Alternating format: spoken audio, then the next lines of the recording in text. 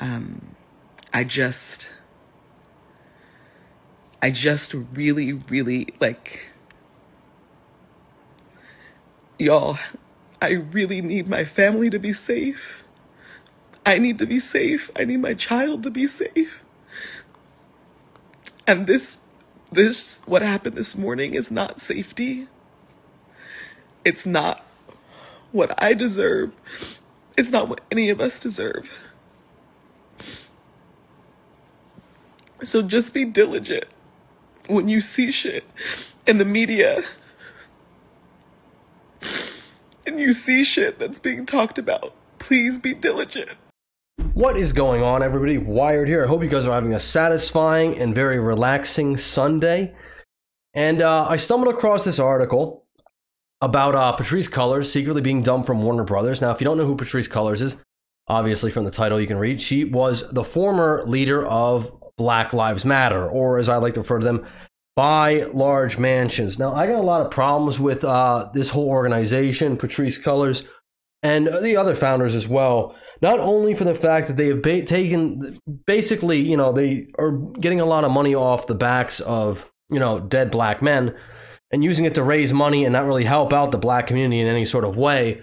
But fundamentally, just from the position that they claim they are trained Marxists. Now, if you don't know what that is, you know, it's basically a form of communism. And a huge part of communism is that there is no private property. All property is delved out very equally through the government, through the state. People don't actually own things themselves. They get regulated, and it's a whole, you know, equality situation where everyone has the same apartment, all that type of stuff, and it's all given to you by the government, which is definitely a mantra that these women do not live by, which I personally find very hypocritical, very egregious. I don't even know how they can raise the type of money they do and then use it for profit while saying, hey, listen, we're trained Marxists, but we actually really support capitalism because we profit off of capitalism, while completely doing the opposite thing, which I don't know. I don't know how many people, so many people fell for this. I know a lot of it was white guilt. A lot of white people felt really bad about how white they were. And I'm sure there were a lot of, you know, POC people who also gave money, maybe in good faith, stuff like that. And this organization completely abused the funds and used it as their personal piggy bank. And doesn't seem like they really helped out these impoverished black communities in any sort of way. Which is no real surprise if you've been following this stuff for a little bit as I have. But it's still sickening, very disheartening. And it's like, you got to always be very, very careful when you donate to these charities because you really don't know the intent behind it. And the intent for this woman and the people who were involved in this grift were to make themselves rich, and they did. While claiming they're Marxists, but if they were Marxists, they wouldn't own private property.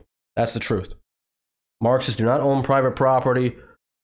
Also, I never heard them refer to the proletariat or the bourgeois, but I'm sure that's in there somewhere, possibly. You know, but, you know, essentially they're just grifters. But I found this article fascinating. BLM leader Patrisse Cullors secretly dumped from Warner Brothers TV deal, which I find astounding that she would ever have that deal to begin with. But let's read. Warner Brothers Television Group secretly ended a multi-platform deal with Patrisse Cullors, the former leader of BLM, the Post has learned. The Post can reveal no shows were produced under the deal, despite Cullors saying she planned dramas, comedies, documentary series, and animated programming for children.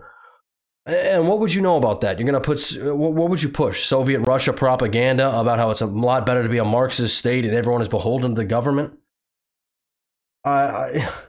While simultaneously using privately drawn up funds to purchase anything you could possibly want off the backs of dead black men who you are actually not helping their families or their situations in any sort of way. You're not helping these communities. I find this absolutely astounding. This is why I think, honestly, personally, for me, why communism would never, ever work. Because it's this right here. It's human greed. Human greed. It's just the way I think personally a lot of people are wired. And maybe that's just my ignorance talking because I was raised in a capitalistic society. So, you know, you're kind of programmed, hey, make as much money as you can, you know, do the best you can, you know, work hard, yada, yada, yada, put the work in, you'll get stuff back, which I don't know. But these people definitely don't practice what they're preaching, is what I'm saying. They're phonies, they're frauds, and they've pretty much done this in the most egregious ways by using people's deaths for profit, and that's really shameful. The studio signed an overall deal with BLM co-founder Patrisse Cullors at some point in 2020, said the source familiar with the studio's contract negotiations Friday. Deal expired at end of October 2022, so that's been over for a little over 6 months. The deal unfortunately did not result in any produced shows. Well, what could they produce exactly? I think they are very lucky. It's fantastical that they could even produce what they have. The multi-year agreement was to develop... Sorry for the cars going by. I live on a busy street. The multi-year agreement was to develop and produce original programming to include black stories across streaming, cable, and broadcast platforms. All right, well, that doesn't sound so bad. As long as it's not a Cleopatra type situation. It encompassed animated and children's content as well as scripted and unscripted series according to Variety, which report on the deal in October 2020. The agreement was meant to draw on Cullors' experience as a leader of the movement, which started in the courtyard of her Los Angeles home in 2013, according to a statement from the studio at the time. The value of the deal was not disclosed at the time, Variety reported. A spokesperson for Warner Brothers, now part of Warner Brothers Discovery, declined comment. Cullors did not respond to requests for comment. No, I would imagine she wouldn't, because even if somebody walks up to her gated house in, I think it's in Topanga Canyon, in the California area, which is a very heavily white area, so I'm told. I've never actually been to California, nor would I ever choose to go willingly. But yeah, she had a whole breakdown with Candace Owens, pretty much just asking her questions about where the funds are being distributed for BLM. Crazy. The end of her contract in October 22 was in stark contrast to an interview she gave to The Hollywood Reporter in January of the year. She said that she was working on documentaries on how the idea of land back, in which Native Americans have former tribal lands returned, could work as reparations. Here we go with that. Another was on black social mobility in the U.S. Cullors also said she was working on a scripted project about marijuana and others on female black leaders and what she called the toll of life under a system that doesn't see us or make us hyper-visible and also hyper-invisible. Sorry, let me read that again. Makes us hyper-visible and also hyper-invisible isn't at the same time. I guess she knows that's directly contrary, I would hope. Cullors, 39, an artist and activist, resigned from Black Lives Matter in May 2021, a month after the Post reported that she had gone on a $3.2 million real estate shopping spree, more than that, buying up properties in California and in Georgia, also a $6 million mansion in Canada. She said at the time that she did not use any of the nonprofit's cash to make the purchases and that she was resigning to focus on a book and TV deal. I don't know the validity of that or the truth of that, but it would really depend on how much she was technically drawing out of BLM for her personal salary, which, if we've seen from, financial records, seems to be a lot to herself and her family.